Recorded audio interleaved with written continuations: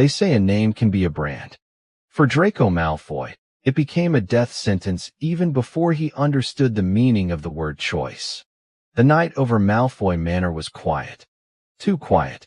The silver crest above the fireplace cast a cold light on the face of the boy standing alone in the vast hall. Draco was 11, but he knew loneliness better than many adults. "You're a Malfoy," his father's voice echoed in his memory. "And that means you must be strong." But no one ever explained what being strong really meant. Chapter 1. The Train That Changed Everything.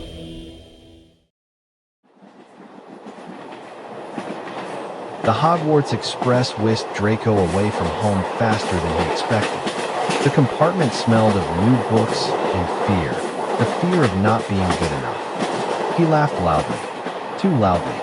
He spoke confidently, too confidently. It was armor.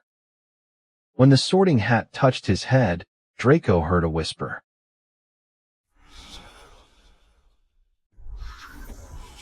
"You have more doubts than you think, but also more courage than you're willing to admit." "Slytherin," the hat said. The hall applauded, and for the first time, Draco felt as if his path had already been written. Chapter 2. The Shadow of a Name. The years at Hogwarts were marked by rivalry. Harry Potter became a mirror in which Draco saw everything he didn't want to be and everything he secretly admired. At night, he lay awake, staring at the ceiling of the dungeon, and thought, "If I act differently, will they accept me? Or will the name Malfoy not allow me to be different?" He laughed at mudbloods during the day and hated himself for it at night. Chapter 3. Mark. When the dark mark appeared on his arm, Draco realized that childhood was over. Lord Voldemort did not scream. He wasn't threatening. He just waited, knowing that fear would do everything on its own. The task was simple and impossible. Every step along the corridors of Hogwarts became as heavy as a spell. The maps, the secret passages, the lies, they were all slowly destroying him from the inside out. And one day Draco realized a terrible thing. He wasn't afraid to die. He was afraid to become what they wanted him to be. Chapter 4. Tower. The Astronomical Tower. A wand in a trembling hand. In front of him stood a man who did not look like an enemy. And as a teacher, "You're not a murderer, Draco," he said calmly. And at that moment, something cracked inside the boy who had been taught to be cold. He lowered his wand. It was his first real choice.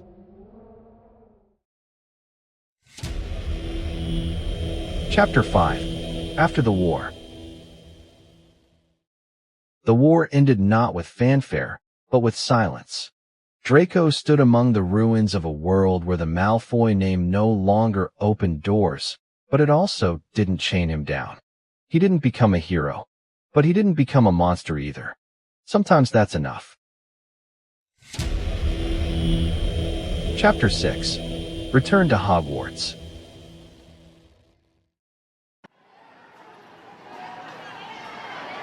Hogwarts was different after the war. The same walls, but without illusions. Draco came back because he had to. Not for the sake of grades, not for the sake of the future, but for the sake of redemption. The students looked at him stealthily. Some with hatred, some with curiosity, and some with unexpected sympathy. That's when he saw her. Hermione Granger was sitting in the library, surrounded by books, as if the world was still giving in to logic. She looked up, and for a moment time stood still. No contempt, no anger, just a question. "Malfoy," she said calmly, "are you looking for the past or the future?" He didn't find an answer. Chapter 7. Dangerous Proximity. They started working together by accident, restoring magical archives. Silence. Old scrolls. The smell of dust and ink. Have you always hated me? Hermione asked one day without looking up. Draco chuckled, but there was none of his usual sarcasm in his voice. I hated being around you. You were everything I couldn't be. She looked at him for a long time. It's been too long. The rumors appeared quickly. Slytherin and Gryffindor. The boy with the dark mark and the girl who survived the torture. This wasn't supposed to happen. That's exactly why it happened. Chapter 8. Revisiting the past. Pansy Parkinson came back suddenly, like an old curse. You've changed, Draco, she said, touching his arm. Or are you just pretending? There was everything in her eyes that he had known before. Passion without trust, attraction without a future. And yet a part of him was drawn to her, to the familiar darkness where there was no need to explain. Hermione noticed it right away. I won't fight for you, she said softly. I choose those who choose me. Those words hurt more than any spell. Chapter 9. A Kiss in the Rain. It happened at night, in the courtyard. Heavy rain washed away the traces of the war from the stones. I'm not a good person, Draco said. I never was. Hermione came closer. I'm not looking for good ones. I'm looking for honest people. He kissed her, as if he was afraid that the world would disappear in the next second. There were no promises in that kiss, only the truth. But they were being watched from the shadows. Love in the world of magic always has a price. Chapter 10. The Rift. The choice has come again. Pansy offered him a path influence, old connections, security. Hermione, suspense, condemnation, and hope. I'll be vulnerable with you, he told Hermione. And empty with me, she replied. Draco didn't show up for class the next morning. Chapter 11. Letter. A week later, Hermione received an unsigned letter. I'm leaving because I'm afraid to stay. If I come back, it means that I have become someone who deserves you. She clutched the parchment, not knowing whether to be angry or cry. Love is also magic, and sometimes the most dangerous. The epilogue. It's not over yet. Draco Malfoy was walking down a road where his name no longer had power.